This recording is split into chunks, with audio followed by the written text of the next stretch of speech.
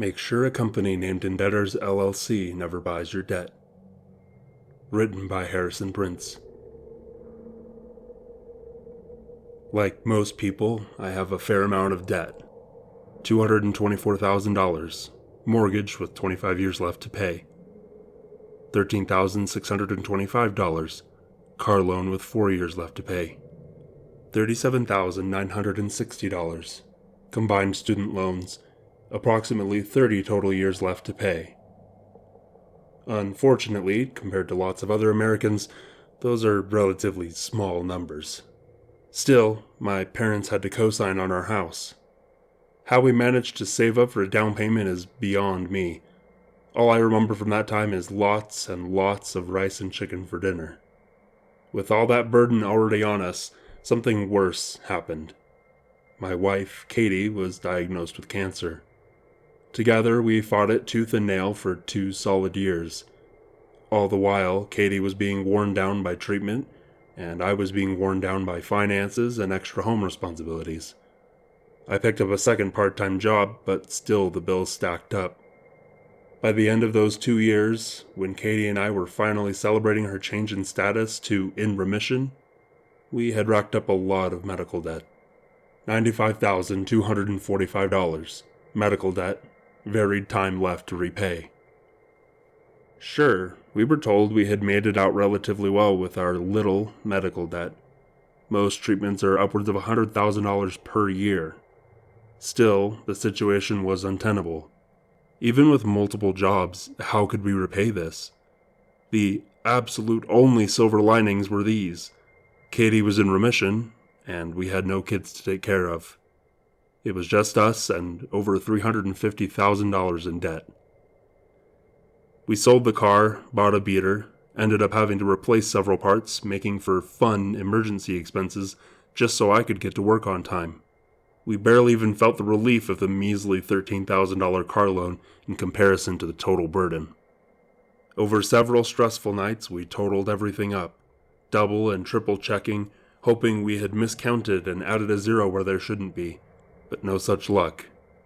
Katie was still too weak to work. Her immune system was too weak to even risk it. Hell, I convinced her that even going shopping was a risk, and that I could take care of everything. She did what she could around the house, and I couldn't be angry when she was so exhausted that she fell asleep on the couch with a vacuum in her hand. It was a tough time, and it only got tougher. Like many debt bearers, our medical debt was sold off to some debt collection agency. Debt collection agencies buy up loans for pennies on the dollar and then use aggressive tactics to get a return on their investment. The agency that bought ours was called Indebtors LLC, which I thought was a tasteless name. But then again, it's not like they had to market themselves to anyone. We were a captive customer. We had to pay them. I found out about our new debt collectors from a letter they sent us, just as the law required. The letter told us that our debt had been sold and who it was sold to. It gave a phone number to call if there were questions about our debt repayment schedule. There was also a website listed with a special link that, when I went to it, automatically signed me in as their customer with my name and details. They had already created an account for me in their system. In general, our payments and the date of payments wouldn't change, the letter and website claimed. I filed the letter with the other paperwork in a file drawer in the office. I saved the login to the website somewhere safe. I changed the bank to automatically pay Indebtors LLC instead of our old collectors. I was responsible, but that didn't matter to Indebtors LLC. The credit card bill in the mail was a slap in the face. We had 2 credit cards, each with cashback clauses that saved us a little money if we used them for grocery runs and small purchases. We paid them back every single month, and it gave us a little cash back for our responsibility. This time, however, the statement was wrong. It had to be. Our balance was $7,000, the exact amount of our credit limit. It was impossible. We'd barely spent over $500 on that card. I checked the statement of the second credit card, and same result. There was a balance of $5,500. Again, it was up against the credit limit. Until we paid those 2 cards down, we couldn't use them for purchases. And if we didn't pay them off before the deadline in 5 days, The balances on them would calculate interest. Then, instead of owing $7,000 and $5,500, we would owe $8,330 and $6,490. I know these numbers because we were responsible. We took care of everything. We watched what we spent. We had a budget. We had a plan. Now it was all shot to shit. I called the credit card companies, told them there must have been fraud. They inspected each purchase on the cards. Took them a couple of days, but they finally replied. We were off the hook. The cards had been used to pay some company whose name I'd never heard of. In fact, it all came out as one massive transaction on each card. Clearly fraud. They didn't make us pay it back. We paid what we actually owed. They sent us new credit cards in the mail, and we cut up the old ones.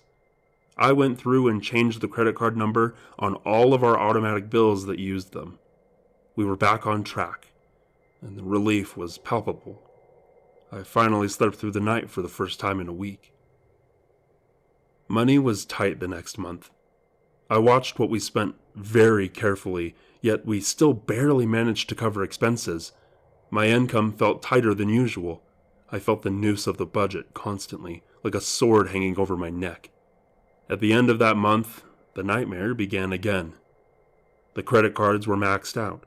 I logged into each one's website and saw that instead of a single transaction, there were around 30, each to the same company, though some were to others. In the description of the transaction, there were random words. For the blender, for your personal masseuse, for your help with the house. I read through them incredulous. What they were trying to do was obvious. They were making lots of transactions with descriptions to make it look like the transactions were legitimate, like we had actually paid people for real services, but the descriptions were disjointed, like they were being randomly generated, which they likely were. The move was transparent to me, but would it be transparent to the credit card company? Would they think we were trying to scam them? 2 months in a row maxing out the credit card and calling to say, that wasn't us? I was nervous. I called the credit card companies and we jumped through the same hoops. This time, however, a few of the transactions were not accepted as fraud. We were required to pay them back. The descriptions must have been just convincing enough that the credit card company thought it was us. The companies they had been paid to were different from most other transactions, too. We ended up having to pay $200 more than what we actually spent, all because of stupid fraud. I requested new cards again. Clearly there was still fraud going on. Not only did they send new cards, they also said they were opening an investigation into the companies that had received payments. They didn't say it at the time, but I later found out that other people's credit card statements had payments to the same companies. We weren't the only victims. I was angry, livid they made us pay for things we didn't buy when it clearly wasn't us. Hell, every transaction appeared on the same day, the day the credit card period ended and the totals were calculated. I was determined. I sat on the computer all day on the last day of the credit period. I watched as each new transaction rolled in. I clicked dispute on every single one as it appeared. They came in faster than I could click. I had to go fast to keep up. This was automated. It had to be. Automated credit card fraud? Who could pull that off? The credit card companies were clearly upset when I called. Yes, they said, they knew I had maxed my card out again. No, they said, they can't confirm if they had ruled it as fraud yet or not. After playing phone tag with Tier 2 and Tier 1 support on all of my credit cards, I was finally put through to a manager of some kind. He was polite, listened to me give details about the situation. Then he turned cold and went straight to business. I have to cancel your card with us, he said. You've had too many fraudulent transactions. We are not able to do any business with you as a result. You will owe the remaining balance, but will no longer be able to make new transactions with your credit card. I was speechless. Are you fucking kidding me? I think I blurted. I started yelling then, saying that I refused to pay a balance that I didn't spend. I ranted and raved, taking out all of my months-long frustration on this guy. I bet he put me on mute for a while, waited until I was done and ate lunch or something. At the end of my rant, he wished me a good day and hung up. While still angry, I called the other credit card company. Same result. We were dropped as customers. We were too fraud-ridden for even the scummiest of credit card companies.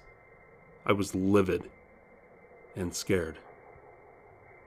As I applied for credit card after credit card, anything to help us get some kind of cash back and save some money, they all rejected us. The reason cited was the amount of debt we already had. I was surprised because a few $1,000s more than what we already had shouldn't be enough to reject us. Word must have gotten around, I decided. We'd been marked as untouchable. I was at my wit's end. As a last resort, I pulled our credit report, hoping to see what they saw.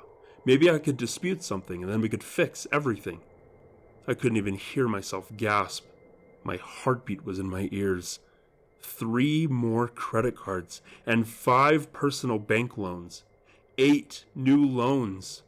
Someone had requested another $50,000 total in loans in our name, and somehow they had been approved. Not only that, but there was a lien on our house. A loan had been taken out with our house as collateral. We didn't own our own house anymore. There was a good chance we could lose the house. I might have blacked out. My hand was sore and bleeding. I was trembling, and there was a hole in the wall. Katie was asleep, knocked out from simply cleaning the kitchen earlier. I hadn't woken her. I shook and cried as I watched the screen that told me our life was slipping away. Katie instantly knew something was wrong when she woke up.